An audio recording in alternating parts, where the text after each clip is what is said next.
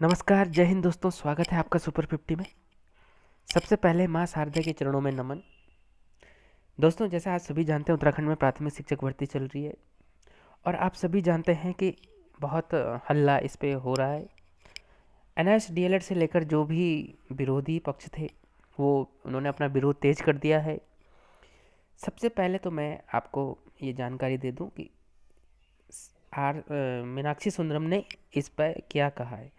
शिक्षक भर्ती के लिए एनआईएस डीएलएड मान्य है और आपको मैं ये लाइन पढ़ देता हूँ। राष्ट्रीय मुक्त विद्यालय संस्थान एनआईएस से डीएलएड करने वाले युवाओं के लिए अच्छी खबर है। राष्ट्रीय शिक्षक अध्यापक परिषद यानी एनसीटी ने एनआईएस डीएलएड को सामान्य डीएलएड के समान माना है। उसने सभी राज्यों के मुख्य सचिवों को पत्र लिखा है कि एनआईएस से ऑनलाइन डीएलएड करने वालों को पात्रता को मान्यता दे। उत्तराखंड के शिक्षा सचिव आर मीनाक्षी सुंदरम ने इसकी पुष्टि की है। Uttarakhand NIS DElEd teachers association की ओर से मांग की गई जानकारी पर एनसीटी ने गुरुवार को स्पष्टीकरण जारी कर दिया है। तो आप देख सकते हैं किस तरह से ये एनआईएस अब वैलिड हो चुका है, इसमें कुछ भी अब बचा नहीं है। इस आर मीनाक्षी सुंदरम ने भी अपने विभागीय और उच्च अधिकारियों को निर्देश दे दिए हैं। साथ में मैं आपको एक चीज़ बता दूं कि ये एनआईएस डीएलएड वाले हैं कौन। इनके बारे में आपको एक छोटे से एक बात बता दूं कि एक दिन एक महिला का फ़ोन मुझे आता है, रोते रोते बोलती है कि भैया एनआईएस डीएलएड वालों को नहीं लिया जा रहा है। तो मैंने उनको कहा कि आप पहले अपना परिचय दीजिए। तो उनसे बात करने पे पता चला कि वो एक विधवा हैं और उनके साथ उनके 3 बच्चे हैं। एक छोटे से 1500 के कमरे में वो रहते हैं। एक प्राइवेट स्कूल में वो महिला पढ़ाती हैं, टीचर हैं, शिक्षिका हैं। 6,000 रुपये उनको वेतन मिलता है और साथ में शाम को वो ट्यूशन करती हैं और अपने 3 बच्चों का और जैसे तैसे भरण पोषण करती है। तो आप देख सकते हैं उसके बाद क्या होता है कि जो महिला को एनआईएस डीएलएड वो महिला कर देती है।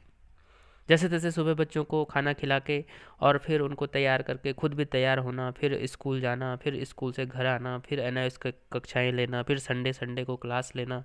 साथ में एनआईएस डीएलएड की जो यूट्यूब और डीटीएच के माध्यम से जो कक्षाएं रोज़ की वो लेना, साथ में उसके साथ सीटेट की तैयारी करना और सीटेट भी वो क्लियर कर देती है। अब आप ही बताइए कि उस महिला का विरोध होना चाहिए या नहीं होना चाहिए। उसकी स्थिति को देख के आप ज़रूर एक बार बताएं कि वो महिला का उसका अगर सिलेक्शन हो भी जाता है तो इससे किसी को क्या प्रॉब्लम हो सकता है। और आप देख सकते हैं दूसरे हैं नेगी जी हैं, पास के ही स्कूल में पढ़ाते हैं। 6,000 रुपये उनको उनका जो सैलरी है वो मिलता है।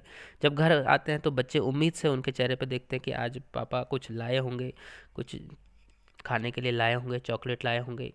उसके बाद नेगी जी सर झुकाकर चुपचाप अपने कमरे में घुस जाते हैं और ये बात वो मुझे बताते हैं कि ऐसी हालत हो चुकी है प्राइवेट स्कूलों में।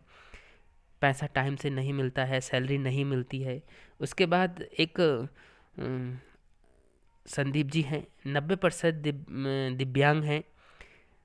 उनका एक हाथ बिल्कुल जो काम करते हुए पूरा उनको पैरालाइज हो गया है। स्कूल पढ़ाकर अपना गुजर बसर कर रहे हैं, फिर भी एनआईएस डीएलएड कर दिया और सीटेट भी क्लियर कर दिया। सीटेट का एग्ज़ाम आपको पता है ऐसे किसी से भी पास नहीं हो पाता, तो उन्होंने कर दिया।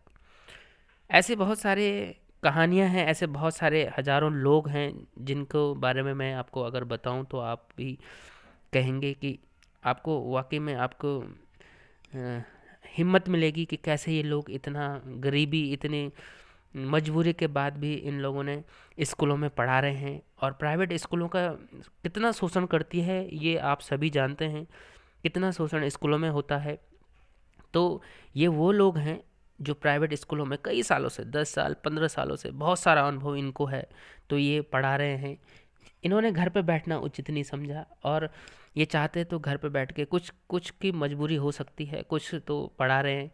तो आप देख सकते हैं कि जहाँ इस कोरोना काल में सारे स्कूल बंद हैं, वैसे ही स्कूल जो सैलरी हैं वो टाइम पे देते नहीं हैं, जो देते भी तो काट के देते हैं। सारे संचालकों जो स्कूल संचालक हैं उनके अकाउंट भी कोरोना के साथ बंद हो गए हैं। कुछ लोगों को 1 साल से 1 रुपया भी वेतन नहीं मिला है, कुछ को आधा वेतन मिल रहा है। सैलरी 4,000 रुपये और उसमें भी आधा वेतन 2,000 रुपये उनको मिल रहे हैं। तो सोचो कैसे वो अपना गुजर बसर कर रहे होंगे, अपने परिवार का वो भरण पोषण कर रहे होंगे।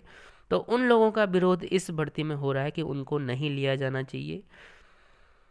विरोध करने वाले किसका विरोध कर रहे हैं आप ज़रूर देखिए एक बार कि क्या आपकी तुलना उनसे है, क्या जिनको ये हाँ, कुछ हो सकता है कि कुछ अराजक तत्व हर जगह होते हैं, कुछ ऐसे होते हैं, तो ऐसा नहीं है कि ये लोग संपूर्ण हैं या ये इनको ज़रूरत नहीं है, इसीलिए ये लोग दिन रात। और साथ में नंदन बोरा तो इनके लिए बहुत ही एक करिश्मा बनकर उभरे हुए हैं।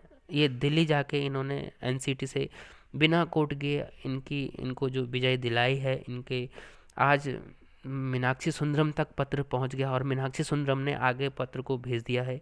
तो आप देख सकते हैं कि कैसे। और साथ में दोस्तों ये बता दूं कि ये प्रधानमंत्री नरेंद्र मोदी जी का ड्रीम प्रोजेक्ट है। ये किसी के कहने पे नहीं हुआ है, ये मोदी जी के कहने पे हुआ है। गरीबों को गरीबी रेखा से बाहर निकालने के लिए इनका ये प्रोजेक्ट था, जो आपको समझ नहीं आया।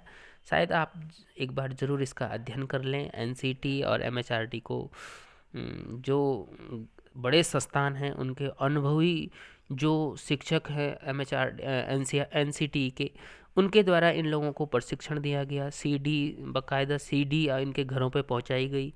तो आप देख सकते हैं किस तरह से। और जब से मैंने इन महिला की जो बहन है हमारी, उनकी कहानी सुनी, तब से मेरा ये चैनल पूर्णतः एनआईएस को समर्पित हो गया। और जब तक एनआईएस को जीत नहीं मिल जाती, जब तक इनका पूर्णतः इन लोगों को ज्वाइनिंग नहीं मिल जाती, तो जब तक उन दीदी की पूरी आर्थिक स्थिति सही नहीं हो जाती, तब तक मेरा ये चैनल एनआईएस को ऐसे ही सपोर्ट करता रहेगा।